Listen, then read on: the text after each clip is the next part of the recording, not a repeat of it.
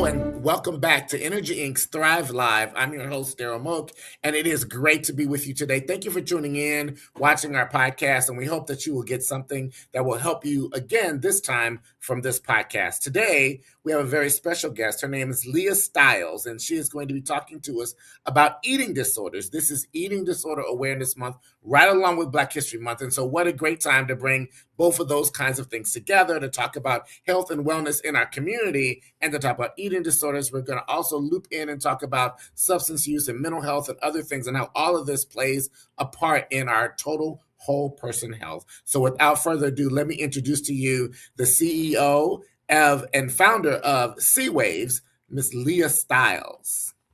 Hi, thank you so much for having me on and to have this conversation so timely with the Eating Disorder Awareness Month and all the things to talk about. I'm really excited about having this conversation with you. Thanks for being here. So tell us more about what you do and what this month is all about and the programs that you have going on. Yeah, so C-Waves is the nation's first and only organization exclusively dedicated to eating disorders for the military community.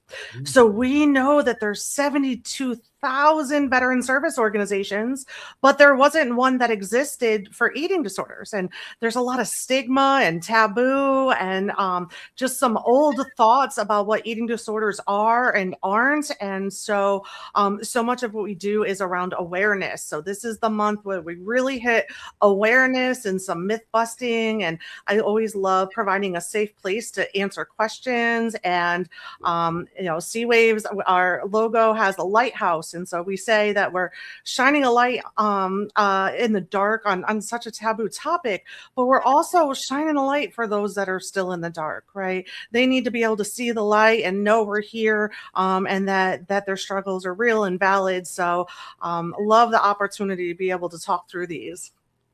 Awesome. Thank you. So tell us more about this work and what's going on with the eating disorders. And it's funny that I never thought about, I know eating disorders affects a lot of people around the country and around the world even, but particularly around the country. It is one of those things that we deal with when we're doing mental health treatment and services for people. Affects a lot of times people that are dealing with body image. A lot of young girls particularly will have this as an issue. A lot of young men have it and it's not talked about, as well as some of our seniors and people across the lifespan. We just don't really dig into it and talk about it very much. And we sort of put it off to, well, eat more, eat less, or don't do this or don't do that. But we don't really get to the root causes as to why the eating disorder exists in the first place. So can you unpack a little bit of that for us today, Leah? Yes, absolutely. And you really brought up an important point of eating disorders impact anybody and everybody, males, female, young, old, background, wherever we come from, they impact anybody. And another really important point that we always want to highlight is they occur in any size body. So you don't need to be small or frail to be struggling, right? And you can't tell by looking at somebody if they're struggling with an eating disorder. It's not something that, is, just at a glance kind of thing. And that's part of the problem is we don't talk about what we can't see sometimes, and it's absolutely impacting us. In fact, the number one highest mortality rate of all mental health issues is opioid misuse. The number two is eating disorders. Wow. And so there's a lot of people that are doing a lot of work for advocacy on the opioid use, and we got to get behind that. We absolutely do. And we got to talk about the yucky stuff with eating disorders too. And they overlap so much. They're so comorbid. Eating disorders are very comorbid with PTSD, military sexual trauma, all the different things. And so it's a coping mechanism, right? So we see a lot of people that in their healing journey of alcohol or substance misuse that are then kind of looking for other coping mechanisms because it's a tool at the end of the day. It's a tool to, get us through, survive all the things, right? And when you are on a healing journey for substances, you know that you want to try to avoid those substances. When you're on a healing journey for eating disorders, you have to face food decisions every day. You can't just avoid that. It's food decision every day. And so important to know that it's a different coping mechanism at each time. So whether you're struggling with your relationship with food or relationship with your body, we know that you deserve support through that.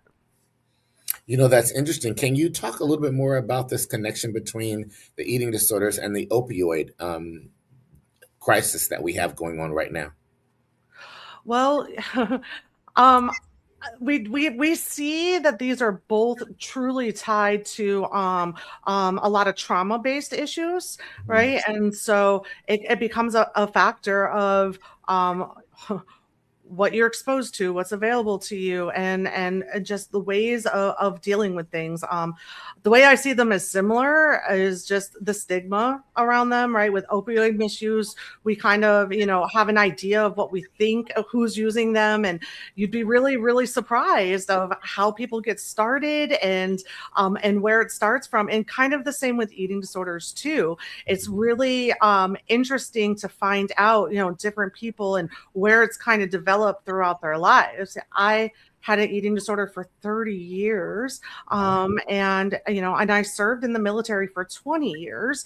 And so during my service, while I was excelling a lot, doing all the things and all the accomplishments, I was also silently struggling. And so that's a big overlap too, right? It's that silent struggle. It's the we don't talk about it part. Now, Leah, did you know for those 30 years that you had an eating disorder? At what point did you come to an understanding that you actually had an eating disorder? Well, for me, I was very young. I was 11 when I was diagnosed. I was hospitalized by the time I was 12. I thought that I was fine and that I was recovered by the time I joined the Navy.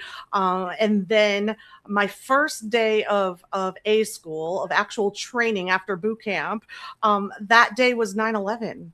And that definitely shifted a lot for Yeah. me and what I thought I was joining the military for free college, right? And that, really shifted. And then all the things that come with being in the military, being publicly weighed in front of your peers, and all the fitness and the standards. And so while I thought that I was recovered, that combination of all of that really became more of a breeding ground. Mm. So I came in eating disorder informed. And then because of that timing around 9/11, I really saw the shift in the way that we talked about PTSD. Mhm. Before that, we thought that it was the generation before us and it was only combat related. We didn't have a real idea of what PTSD was. And so over my 20 years of service, I saw us begin to talk about that. Leaders learned how to recognize it. We learned the myth busting around it. And I always hoped in the back of my head and back of my heart that eating disorders would be next in that conversation, that we would learn about them, we would talk about them, we would have a way to find resources for them, we would screen for them. And it just never happened. And I didn't want it to be me. I did not want it to be me. It was not on my bingo card. And a great mentor used to say, if not you, then who? Right. And that hit me. And so, being a mom, my son's active duty now, being somebody that lost several family members and loved ones to suicide, I knew that it was my obligation to create a place where we talked about it, where we found resources, where you could find support. Mhm. So, Leah, can you unpack for us a little bit what are eating disorders and what are some of the ones that we know by name? And are there others that may be eating disorder behavior that may not have a specific name right now? That's a very good question. So one of the great things that happened about halfway through my career was there was a new eating disorder added to the diagnostic criteria, to the DSM, Mhm. and that is called EDNOS, eating disorder not otherwise specified. Right. So for me, I'll give an example. A lot of people have heard of anorexia. right? And they have this thought and idea of what they think anorexia looks like. They think it's, skeletal, small, thin, frail. What they don't realize is that less than 6% of people with an eating disorder, including anorexia, fall into the underweight category medically.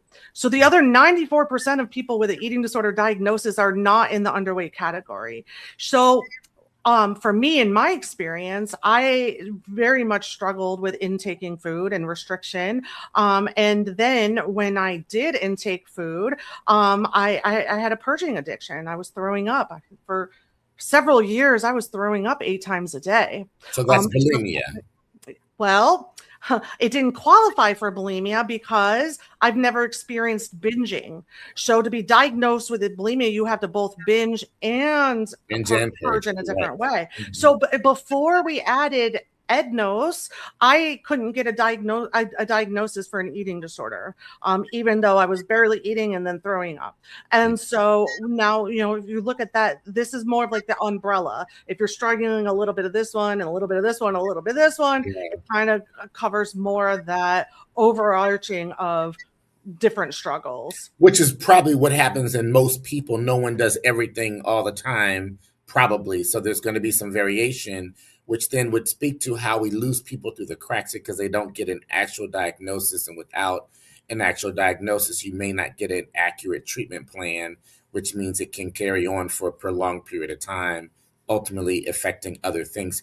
Can you talk a little bit more, Leah, maybe about how this, well, back up from the previous question, what does an eating disorder look like? How does someone know they have one? If you have a child or a family one or a loved one, someone you care about, what are the signs? What are the things that you should be looking for, paying attention to? What are things to be concerned about from the diagnoses we know and from EDNOS?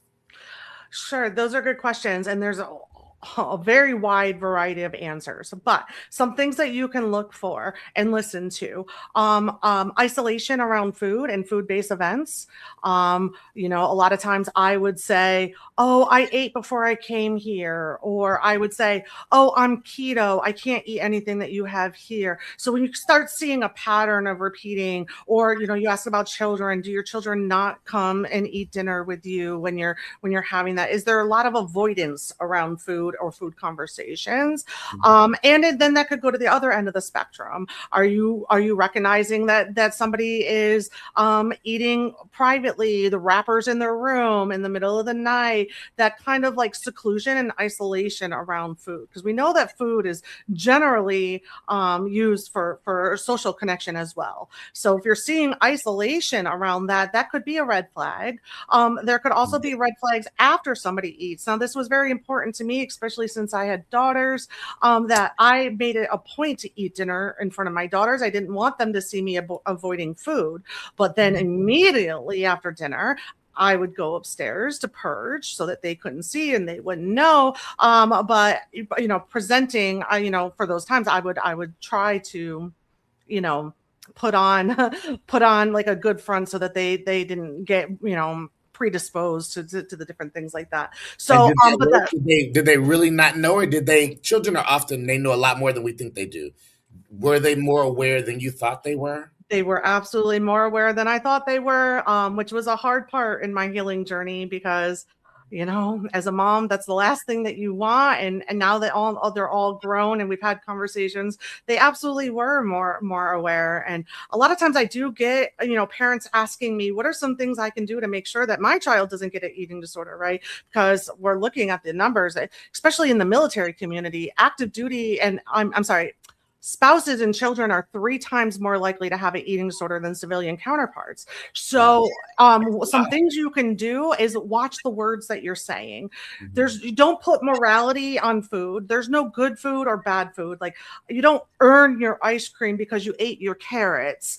And so, starting with the way that you talk about yourself and your body and your food is really first and most important. There was a study done a while ago about children whose parents were on Weight Watchers, and how they were more likely to develop an eating disorder. And so it's that conversation constantly about restriction. So as a general rule, I always say, don't comment on somebody's body or their plate.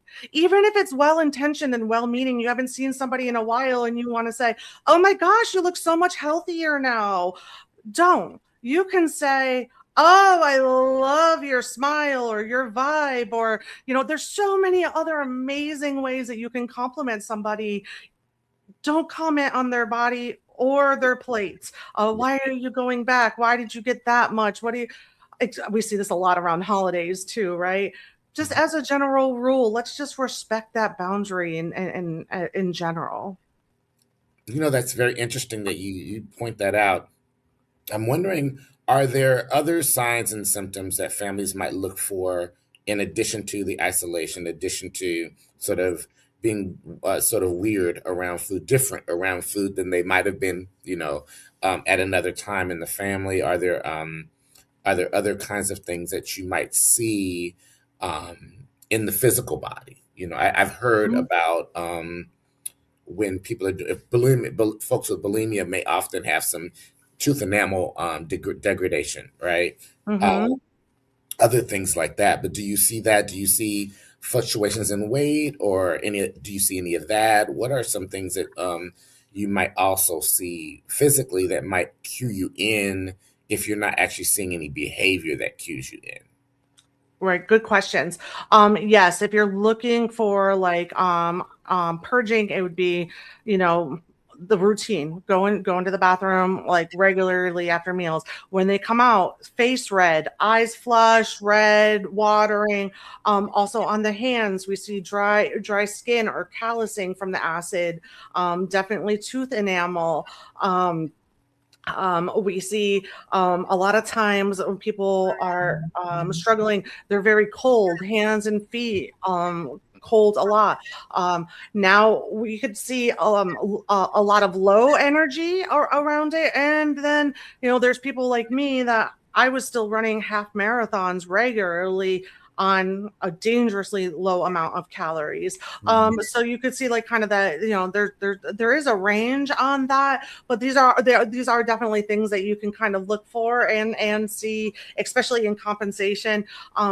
A tendency to misuse uh, diet pills or detoxes, or counting calories a lot. If there's apps and watches and they're just really tuned into that, where it's hard for them to focus on other things, and they're just counting and the numbers going on and talking about the scale, weighing themselves more than once a day. Even daily weighing is just not a good it's just not a good habit. But the more that somebody's weighing themselves, and if their mood or their day is impacted by the number that they see on the scale, or measuring, we see a lot of um, um, like body measuring. You'll see somebody kind of measure what the size, different things, pinching and pulling, different behaviors like that.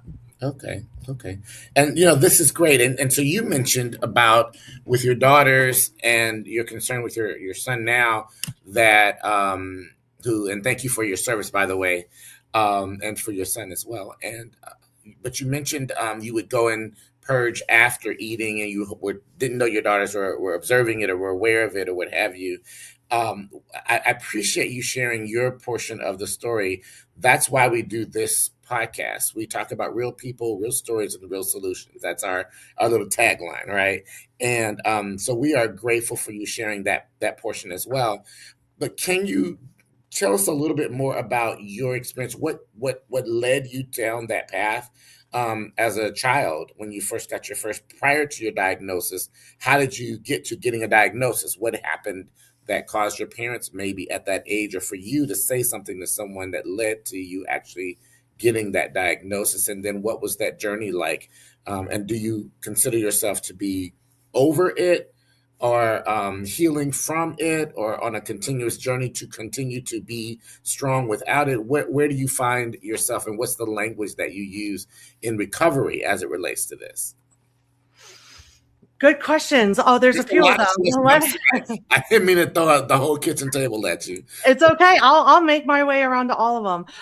Let's start with, where am I in the healing journey? I feel like I'm at a really, really good place in the healing journey. I like using the word healing more than recovery.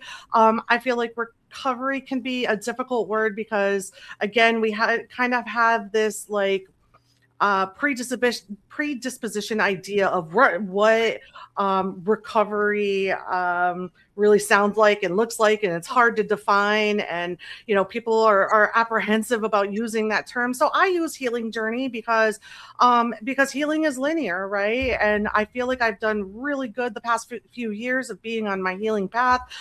There have been some ups and downs, and I feel really I'm in a better place than I've ever been. And that took a lot of work.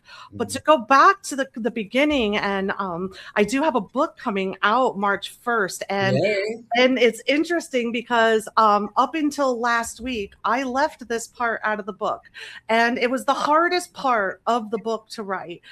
So it's very timely that you asked me this question, Daryl, because I just worked through really being okay with the beginning. Yeah. So I grew up in a really unstable home in upstate New York. I was in and out of foster care, and my mother was just emotionally unavailable and mentally unavailable. And she married a man that she thought would, be the guy to provide and take care and save her and save us. And it turned out he was not that guy. In fact,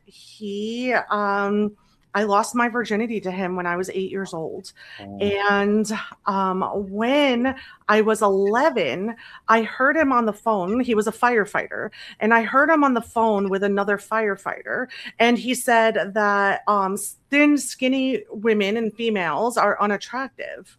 And so in my young 11-year-old mind, I thought, if I can get myself as small as I can, he won't come in my room at night anymore.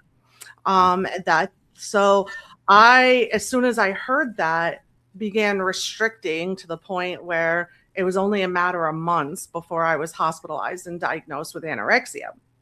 Um, so yeah, it really stemmed from that of wanting to shrink myself to the point of unattractiveness. And then when I and did was, that work? no, it did not. And I It ask actually that did question not. because other folks who might hear this, right, and young people that may be going through some things, that may not be the solution, right? And so it may not have worked. And so maybe as you get through your story, you may talk about what did work. But go ahead. I'm sorry. Yeah. Well, what happened then was, in the different places that I was hospitalized, I was also in a residential treatment facility for almost 3 years. I lived there.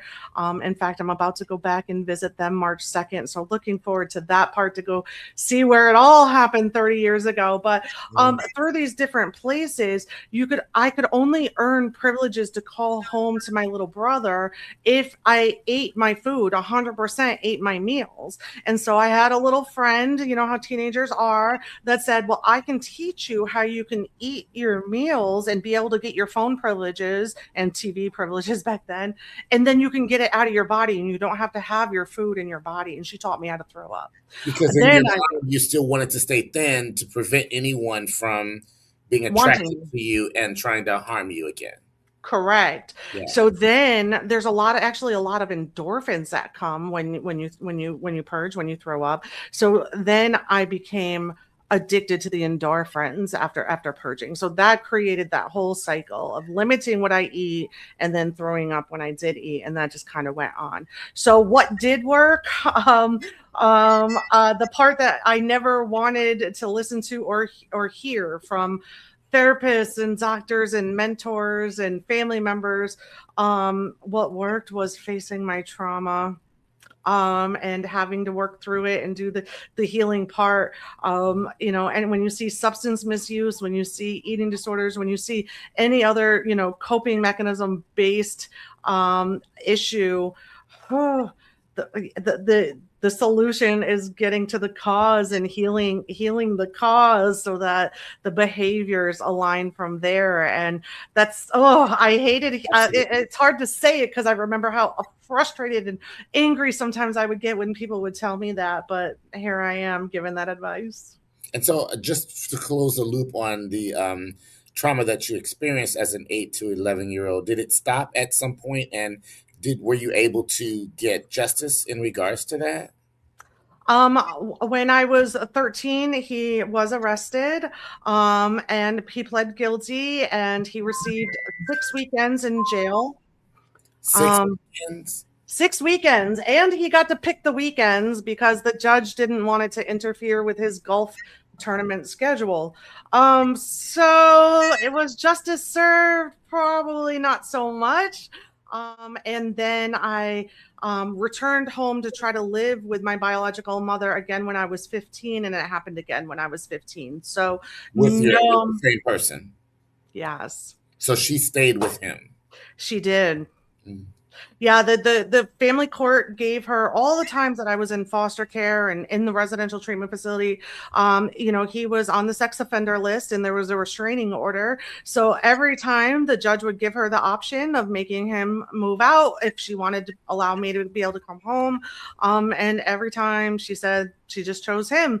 And so that was a lot of trauma too, right? Like having to deal with that through my mother. And um, And were your siblings allowed to stay in the home as well, or were they now in foster care as well? My older sibling, he was in and out of foster care. My younger one was not. Both of them were males, and so it didn't apply on the sex offender list to males. So that was part of her justification, was that she wanted them to have a father in the home.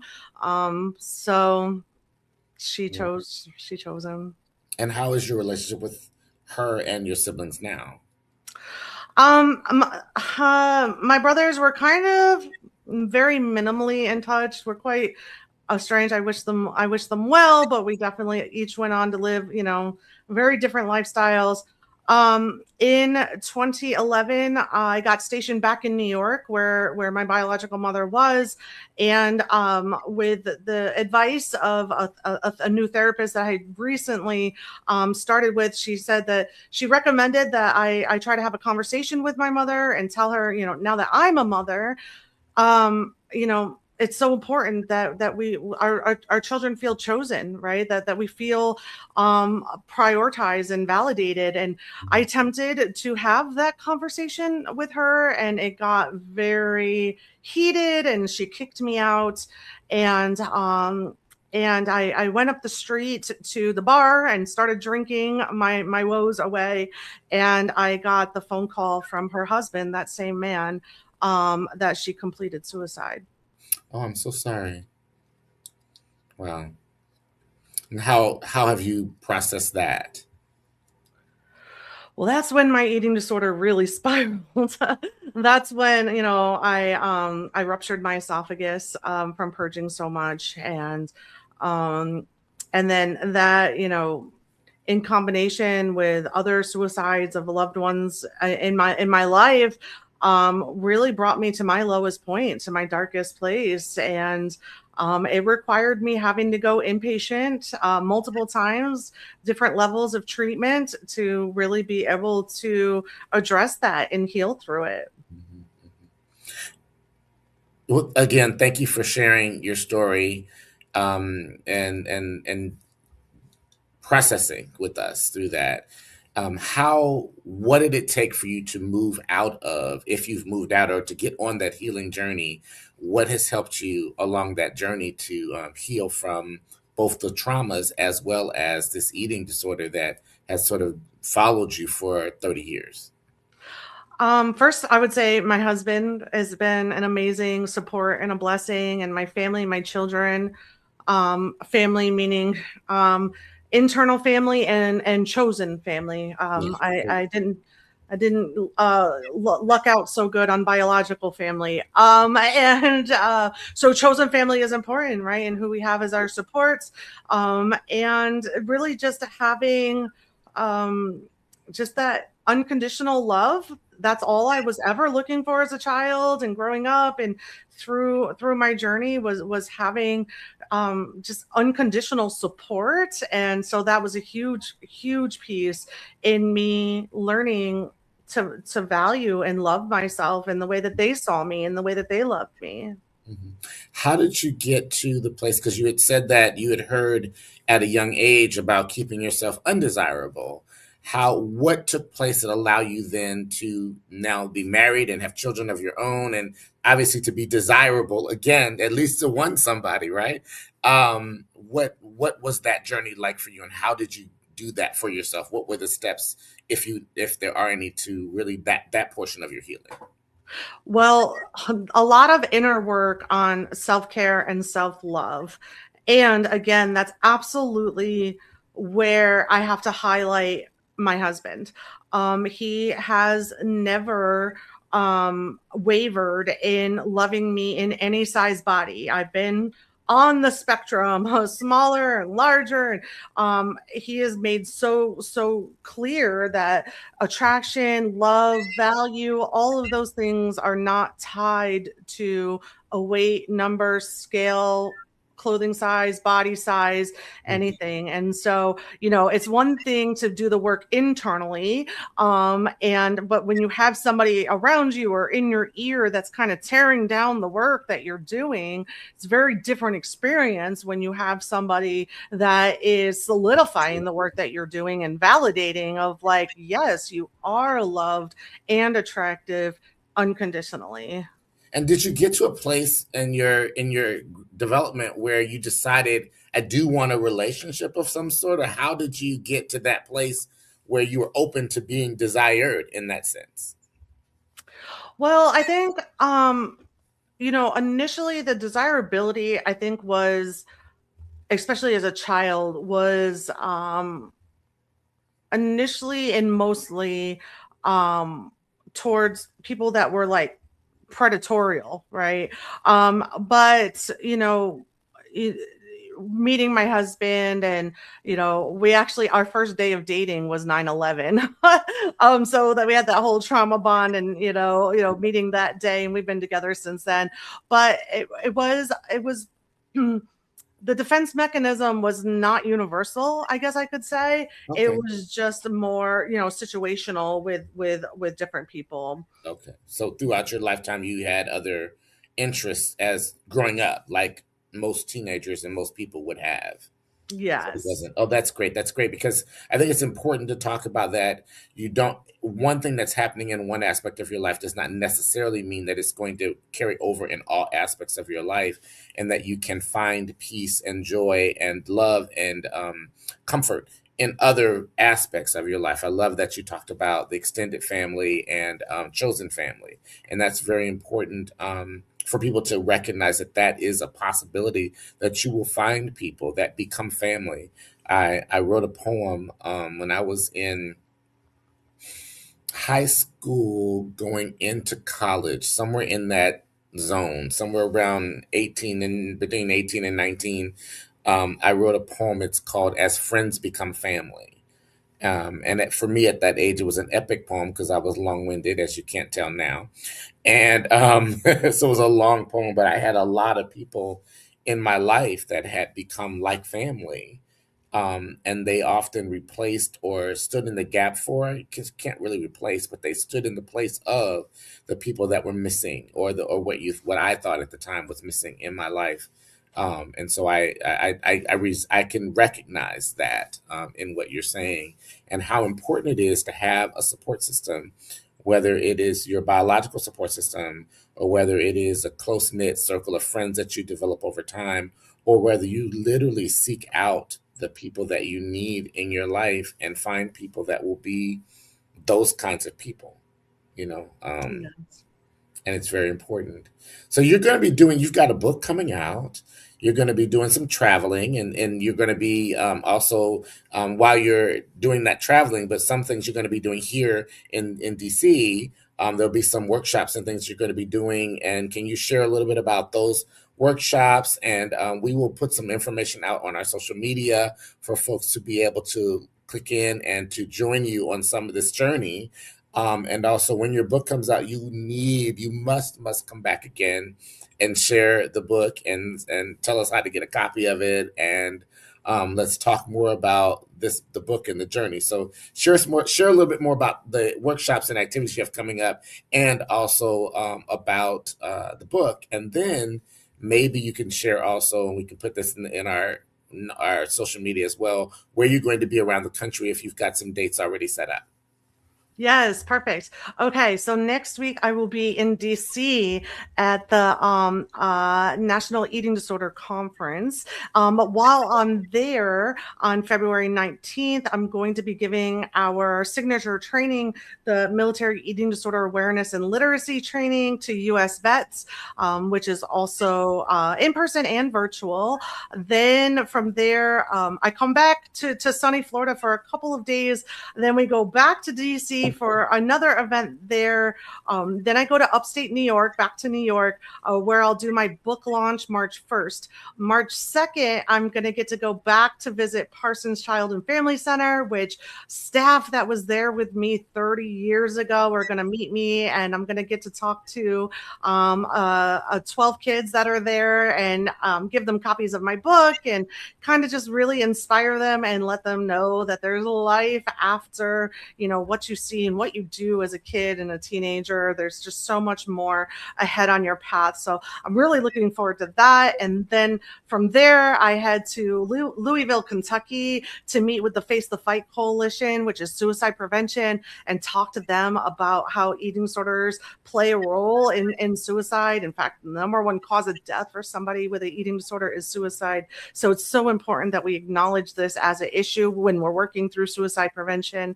And then I come back. So we're taking pre-orders for the book now, but it'll be on Amazon starting March 1st. And really excited to get that out there. So make sure that we get that information. We will share that information out as well. I'm excited about this book. I'm excited about your work. I'm excited about the intersections between substance use, suicide prevention, and eating disorders, and being able to bring that forward in communities. Do you have any, before we close out, any statistics that talks about what people and what circumstances are more likely to lead people to have an eating disorder, if that information is available? Sure. Well, statistics, not that much, but we do know that eating disorders come from a variety of factors. So physiological, trauma-based, different factors that kind of create this storm. But we do know a main indicator before developing an eating disorder is the pursuit of intentional weight loss. So people that choose to go on a diet is a main indicator prior to developing an eating disorder.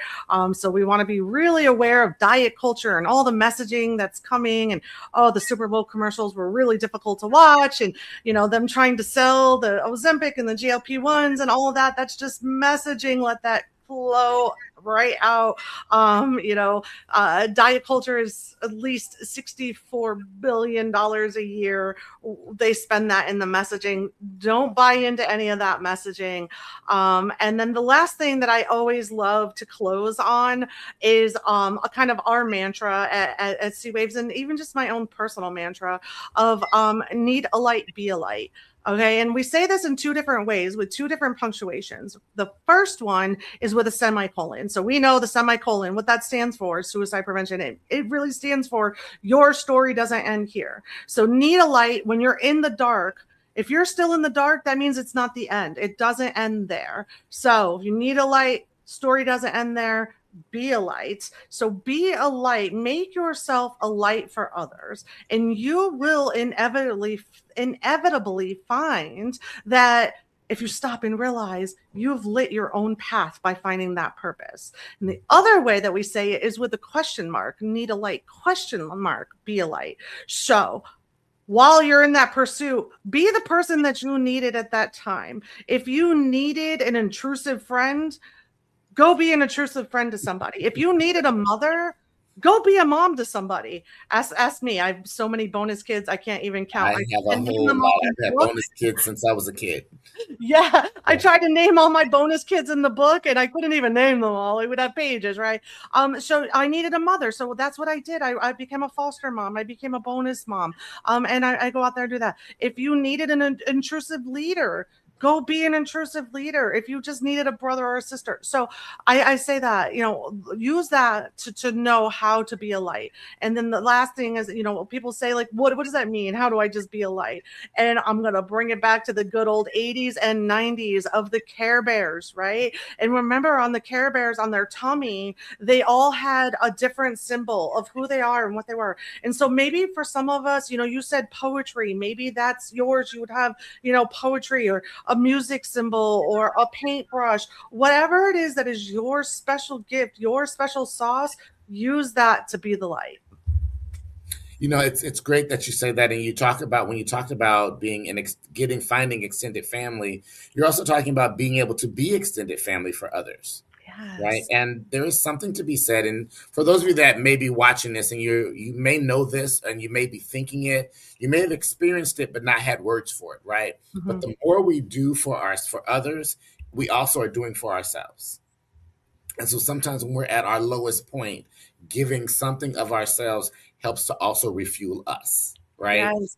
But when you need to be refueled, it doesn't mean you have to go doing other things. It means allowing yourself to be honest, as Leah said earlier, face the trauma, face the truth, and say, I need help.